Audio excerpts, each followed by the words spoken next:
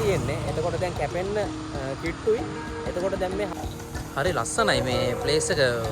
Hello සුබ සන්ධ්‍යාවක්. ඉතින් ගොඩ දවසකින් වීඩියෝ එකක් දාන්නත් බැරි වුණා. පහුගිය දවස්වල තිබ්බ කාර්යබහුලත්වයත් එක්ක වීඩියෝ එකක් කරන්න අවස්ථාවක් හම්බුනේ නැහැ.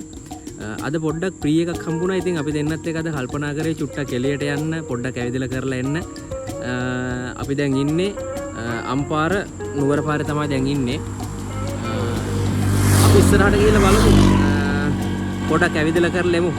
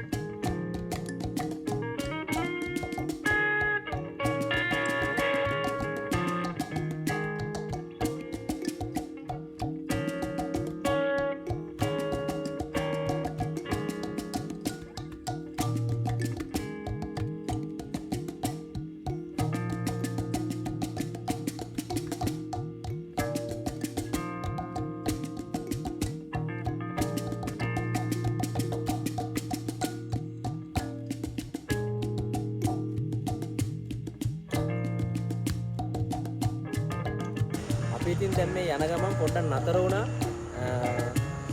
ඔයාලට පෙන්වන්න ලස්සන දෙයක් තියෙනවා. දැන් මේ පැත්තේ ගොඩක් දෙනෙක් කරනවා කුඹුරු. එතකොට දැන් මේ දවස්වල කුඹුරු කරලා ඉවර වෙලා ගොයම් පැහිලා තියෙන්නේ. එතකොට දැන් කැපෙන්න කිට්ටුයි. එතකොට දැන් මේ හවස් වෙලා නිසා එනකොට මේ වෙල්ලාවේ හරිම ලස්සනට පේනවා. පාරේ අයින් නවත්තලා ඉවරලා අපි දැන් චුට්ටක් බලාගෙන හිටියා කුඹුරු වෙල්ලාවේ දිහා. බලන්න හරිම ලස්සනයි.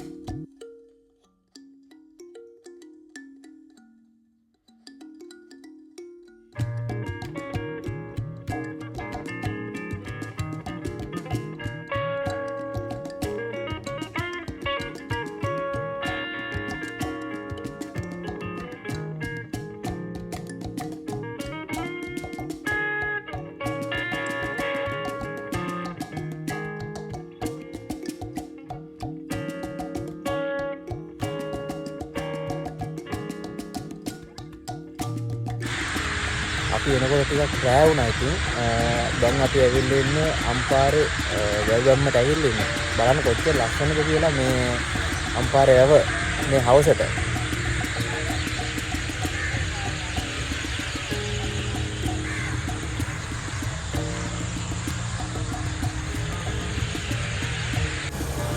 ඉතින් අපි වැව පැත්තේ ඇවිදලා පොඩ්ඩක් දැන් ආව චුට්ටක් මොනවා හරි කාලේ යන්න කියලා ඉවර වෙලා අම්පාර නුවර පාරේ තියෙනවා මේ පාර අයිනෙම තියෙනවා හරි ලස්සන මේ ප්ලේස් එකක් තියෙනවා.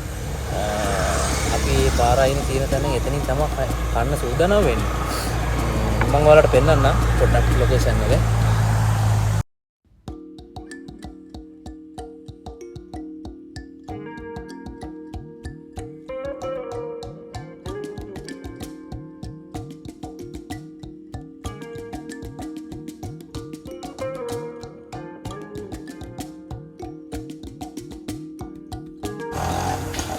හරි ලස්සනයි මේ ප්ලේස් එක. ගොඩක් ලොකු නෑ. ඒ වුණාට හරි ලස්සනට මේ හදලා තියෙනවා මෙතන.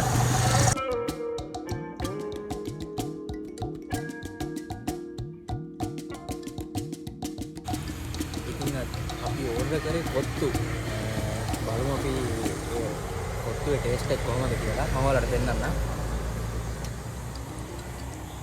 මේ තමයි අපි ඕර්ඩර් කරපු කොත්තු. අපේ නෝනෙන් අහලා බලමු අපි කොහොමද කොත්තු වල ටේස්ට් එක කියලා.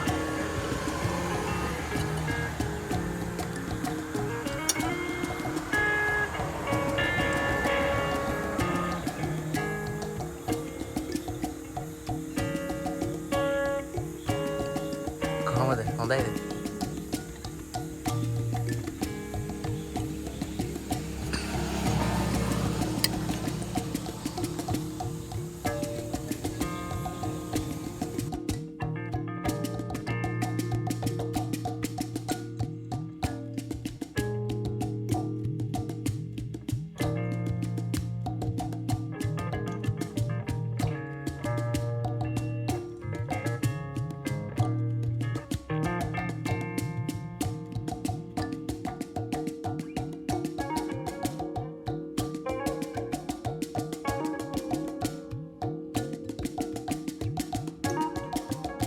ඉතින් දැන් කාලෙම දැන් ආය ගෙදර යන්න තමයි හදන්නේ.